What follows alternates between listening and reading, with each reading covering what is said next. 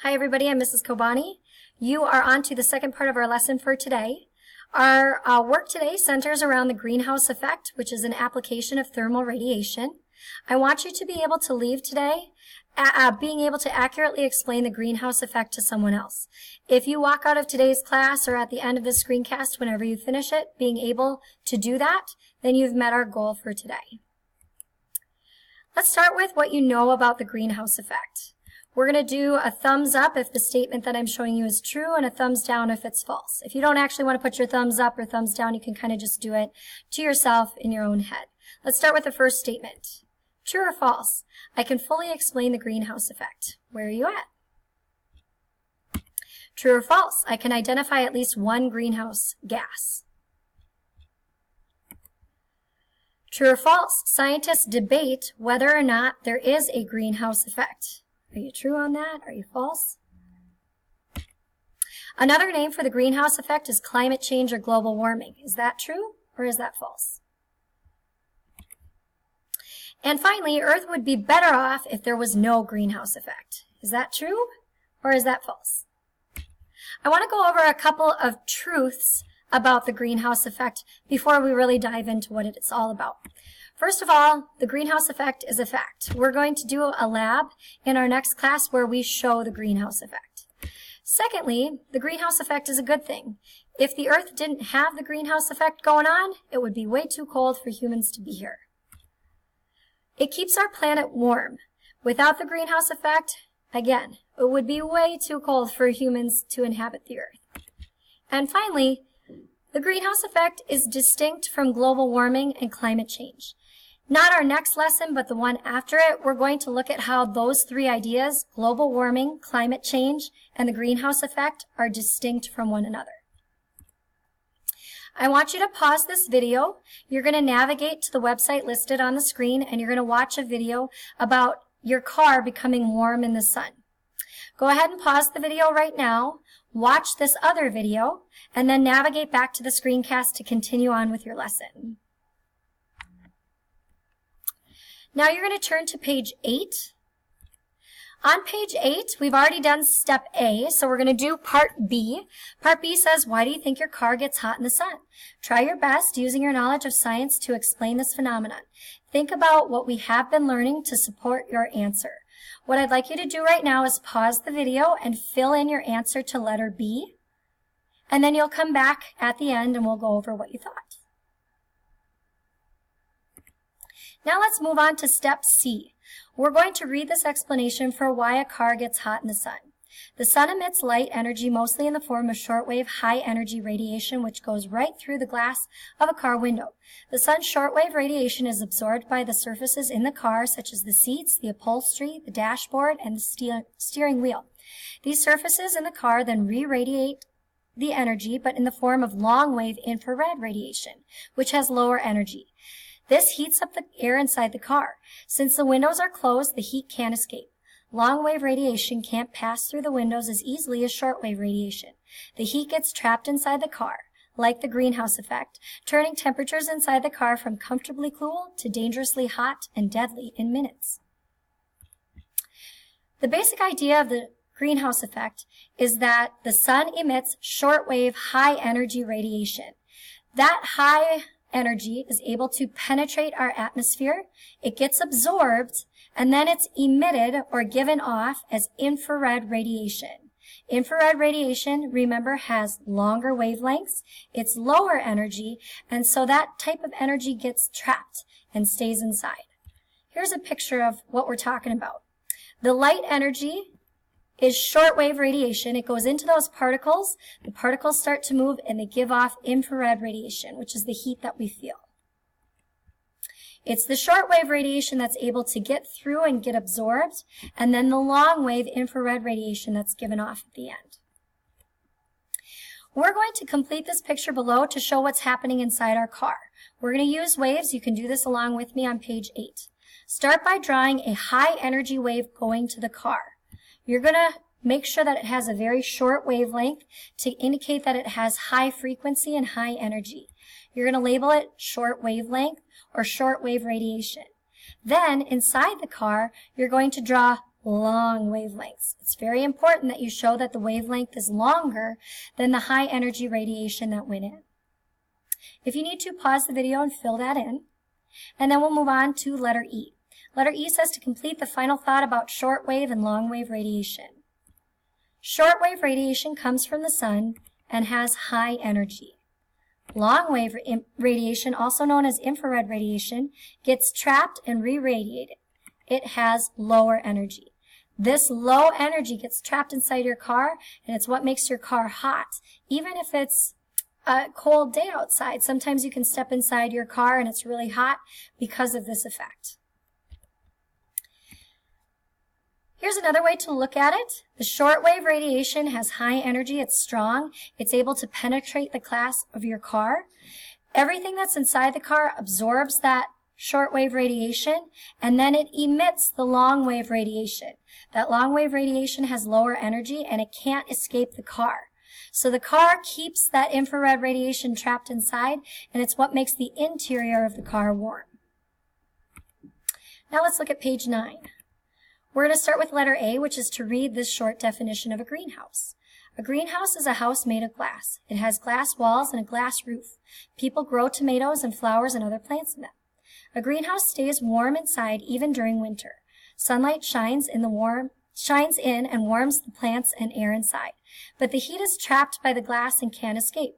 So during the daylight hours, it gets warmer and warmer inside the greenhouse, and the greenhouse stays pretty warm at night too. Now what we're going to do is letter B. We're going to use our knowledge of shortwave and long-wave radiation and draw some labels and show what's happening when the sunlight hits the greenhouse. Basically what's happening here is the same thing that happened with the car. You want to start with a short wavelength, high energy wave. You want to label it shortwave radiation. That shortwave radiation can make it through the glass of the greenhouse. Then it gets trapped inside the greenhouse. You definitely want to draw more than just one wave inside. After that shortwave radiation gets absorbed, it gets emitted again as long-wave radiation. That long-wave radiation can't make it back out of the glass. It stays trapped inside, and that's what keeps the greenhouse warm. Here's another way to look at it. The short wavelengths are able to penetrate the glass, they get absorbed, and then emitted as long-wave radiation. And all that radiation stays trapped inside the glass. It can't get back out. Now you're going to transform your picture into words. You're going to do step C. You're going to use words to explain why the greenhouse stays warm all the time, even at night and during the winter. Try to use the words shortwave, longwave, radiation, and emit in your answer. You're going to pause the video right now and fill in letter C. Here's a good answer for letter C. You can check your work. Shortwave radiation goes through the glass of the greenhouse. The air and things inside the house absorb the radiation and emit long-wave radiation. The long-wave radiation stays trapped and cannot escape the glass. This keeps the greenhouse warm even at night and during the winter. You can feel free to update your answer if you need to. Pause the video, check it out, and then move on. On 10. On 10, I'd like you to pause the video right now and read through step A. I'm not going to read through it right now due to timing, but you go ahead and pause the video and read letter A. Now you're going to use your knowledge of shortwave and longwave radiation. You're going to draw and label what happens when light from the sun hits our Earth. You want to think about where the shortwave radiation is and where the longwave radiation is. I'd like you to pause the video right now and see if you can fill this in on your own. After you've done it on your own, resume the video and you'll see if you got your answers right. Did you draw this correctly? You want to show that shortwave radiation coming down from the sun. It gets through Earth's atmosphere. The Earth absorbs that shortwave radiation. Because the Earth gets warm, it ends up emitting or giving off the long wave infrared radiation. So you want to show those long waves being trapped in between the Earth and the Earth's atmosphere. That long wave radiation stays trapped, and it's what keeps the Earth warm. Pause the video again, check your work. If you need to change your answers to this drawing, go ahead and do so. Now, I want you to explain what the difference is between the Earth and a greenhouse when you consider how heat is trapped. How is a greenhouse different from the greenhouse effect? Pause the video and try to answer this question. Then you'll resume it and see if you got your answer right. Here's a good answer. This is not a picture of Earth. Earth does not live inside a glass box. Instead, Earth isn't surrounded by glass. It has atmospheric gases that trap that long-wave infrared radiation and keep it from escaping. It isn't glass that's trapping the heat. It's the gases in Earth's atmosphere that are trapping them. Here's a picture of the greenhouse effect on Earth. The shortwave radiation comes in, Earth absorbs it and gives off long-wave radiation. And then there are gases inside Earth's atmosphere. You'll see a few that are highlighted there called greenhouse gases that catch the infrared radiation and spit it back down to Earth. And it stays locked in a heat loop. The infrared radiation tries to escape from Earth's surface, but the greenhouse gases capture it and send it back down to Earth. And that infrared radiation stays trapped between Earth and Earth's atmosphere. And it's what keeps our Earth warm. We're going to turn to page 11. I would like you to read the top of page 11 on your own. You'll need to pause the video, and then you'll resume it again to complete letter B. Earth does not have a layer of glass over it like a greenhouse. It traps heat in a different way. Heat is trapped in the Earth by greenhouse gases in the atmosphere that act like the glass of a greenhouse. Here are some different greenhouse gases. Double check your work on this page and make sure that it's accurate. If you need to change things, go ahead. The reason why I have put carbon dioxide in red is because even though there are a variety of greenhouse gases, carbon dioxide is the main greenhouse gas in our atmosphere. It's the one that comprises a lot of the greenhouse gases that you consider, and it's the main reason why we have the greenhouse effect on Earth.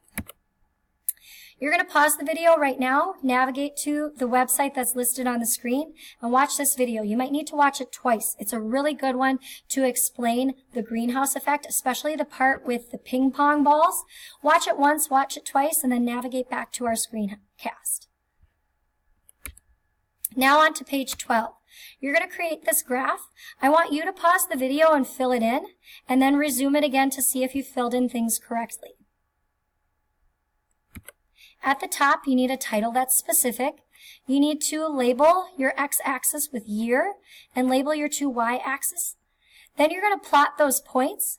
You'll have one set of points and another set of points. And you can see that there's a relationship here. As the carbon dioxide in our atmosphere increases over time, so does Earth's overall temperature. The more carbon dioxide that you have up in the atmosphere, the more gatekeepers there are for that infrared radiation. The more long-wave radiation gets trapped and re-emitted back down to Earth in that heat loop, in that cycle.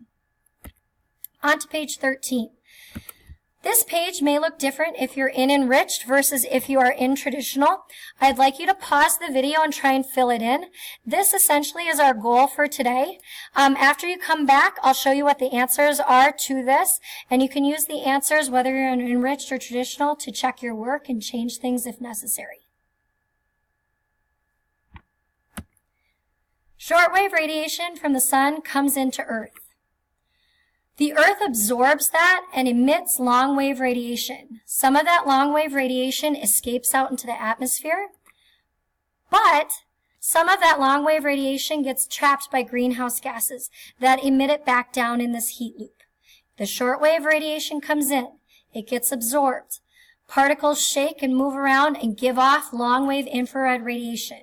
Some of that long-wave radiation escapes back out into the universe, back out into space, but some of it's trapped by greenhouse gases and re-emitted back down to Earth, and that's what keeps Earth toasty warm. We're at the end of our video.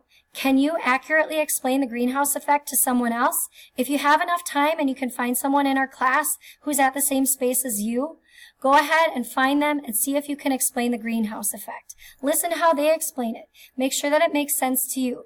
And please, please, please make sure you ask if you have questions. If you watch this whole screencast and you've really attended to it, you should understand the greenhouse effect. And if you don't, you need to get extra help.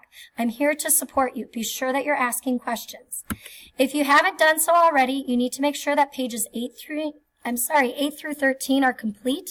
These are the pages that we'll be going over in class next time.